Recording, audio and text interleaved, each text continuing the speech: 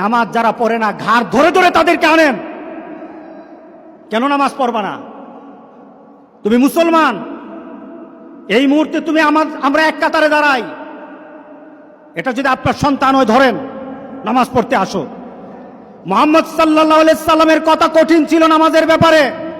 রাসূল সাল্লাল্লাহু আলাইহি সাল্লাম বলেছেন, তোমার সন্তান 7 নামাজ শিখাও, তোমার সন্তান 10 নামাজ না পড়লে তারে পিটাও।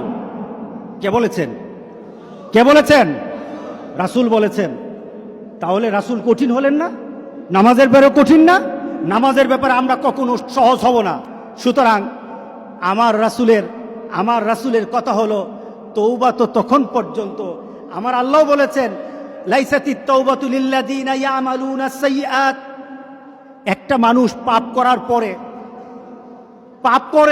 করার পর সে তওবাটাকে লেন্দি করে, তওবাটাকে সে দূরে সরিয়ে দেয়, মনে করে এখন না আরো পরে তওবা করব, শালি পরে করতে থাকে, তার জন্য তওবা নাই।